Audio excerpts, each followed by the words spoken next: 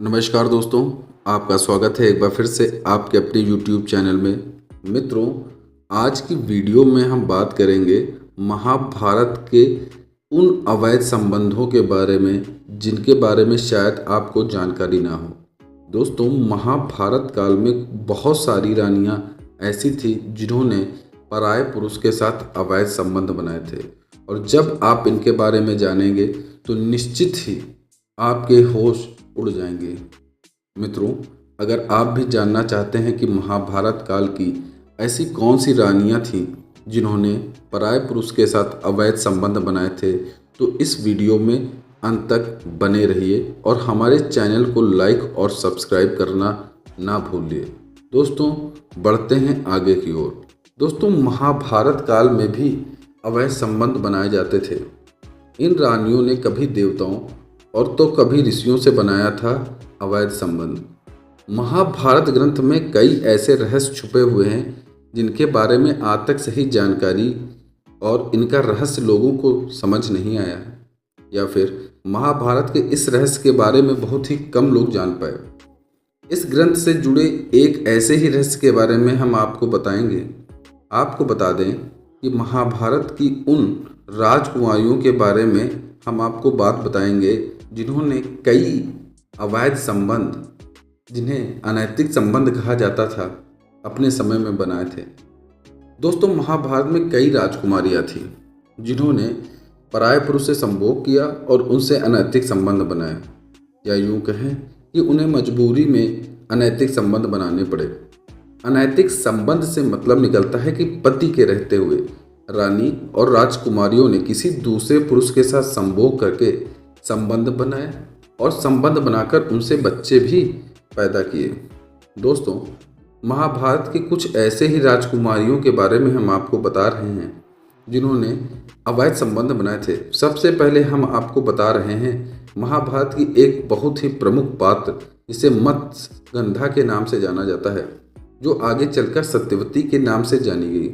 सत्यवती बचपन से बहुत ही खूबसूरत थी, जिस कारण सत्यवती की खूबसूरती पर राजा शांतनु उस पर मोहित हो गए और सत्यवती से विवाह कर लिया। विवाह के बाद सत्यवती और शांतनु के 2 पुत्र हुए, विचित्रवीर और चित्रांगद। बहुत ही कम लोग जानते हैं कि सत्यवती के एक तीसरे पुत्र थे। उस तीसरे पुत्र का नाम व्यस्त था। जब सत्यवती का विवाह नहीं हुआ था, तब सत्यवती से एक बार महर्षि पराशर मिले और सत्यवती की खूबसूरती पर वह मोहित हो गए। तब सत्यवती और ऋषि पराशर के बीच में संबंध स्थापित हुआ। इन दोनों ने मिलकर ढेर सारा संभोग किया, जिससे व्यास जी का जन्म हुआ। व्यास जी बचपन में ही जंगल में तपस्या करने चले गए और बाद में वही महर्षि वेदव्यास के नाम से विख्यात हुए।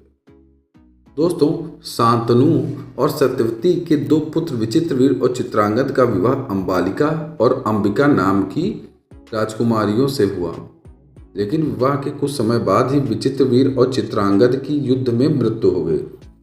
भीष्म ने आजीवन विवाह नहीं करने की प्रतिज्ञा ली थी, अतः उस समय हस्तिनापुर की महारानी सत्यवती अपने वंश को मिटने नहीं देना चाहती थी।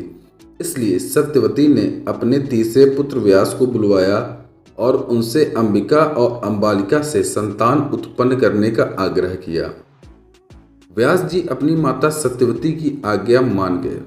सत्यवती की आज्ञा को मानते हुए अंबालिका और अंबिका दोनों राजकुमारियों ने महर्षि गर्भव्यास से संभोग करके गर्भ धारण किया, जिसके उपरांत पांडु और धृतराष्ट्र का जन्म हुआ।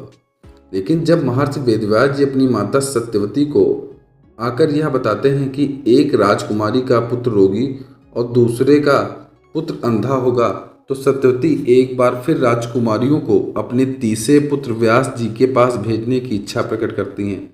लेकिन इस बार अंबिका और अंबालिका काफ़ी डर गई थी, इसलिए उन दोनों ने इस बार खुद जाने की जगह अपनी दासी को व्यास जी के पास भेज दिया और उन्हीं दासी के गर्भ से फिर पुत्र का जन्म होता है और जिसे विदुर कहा जाता है।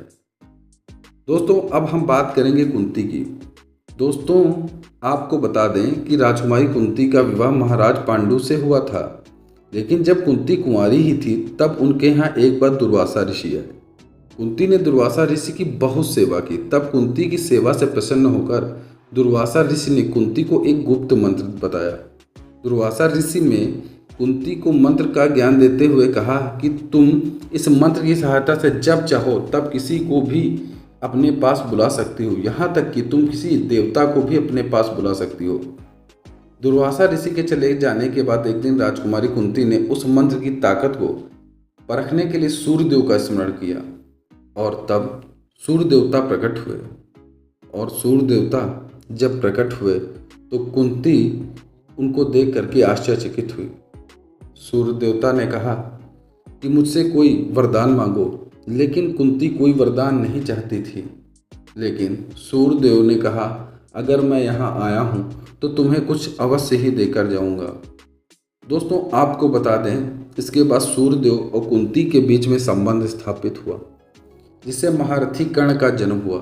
लेकिन उस समय कुंती कुमारी थी, इसलिए लोकलाज के कारण कुंती ने अपने पुत्र कर्ण को एक बक्से में रखकर नदी में बहा दिया और यही कर्ण अधिरथ नामक सारथी को प्राप्त होता है। दोस्तों, आपको बता दें, आगे चलकर जब कुंती की शादी महाराज पांडु से हुई तब कुंती को पता चला कि एक ऋषि के श्राप के कारण उनके पति महाराज पांडु की कोई संतान नहीं हो सकती।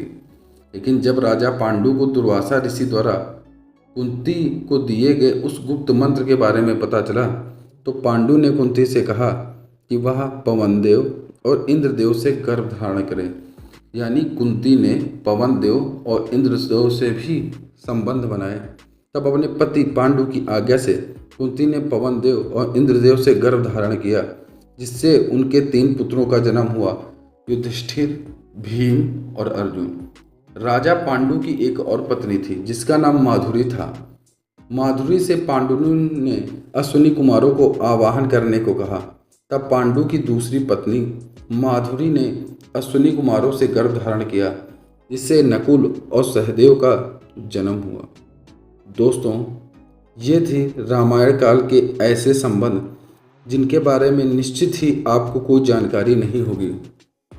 आपने देखा, महाभारत काल में कई राजकुमारियों ने, कई रानियों ने संबंध बनाए, लेकिन सबसे ज़्यादा संबंध कुंती ने पराये पुरुषों से बनाए, जिनमें सूर्यदेव, पवनदेव, इंद्रदेव और आदि जाने बहुत सारे देव शामिल हैं। मित्रों, क्या कुंती का ऐसा करना सही था कि नहीं? आपकी इस बारे में क्या राय है, ज़रूर बताएं। और आपको हमारी वीडियो कैसी लगी ये ज़रूर बताएं। अगर वीडियो अच्छी लगी तो वीडियो को लाइक शेयर करना ना भूलें। धन्यवाद।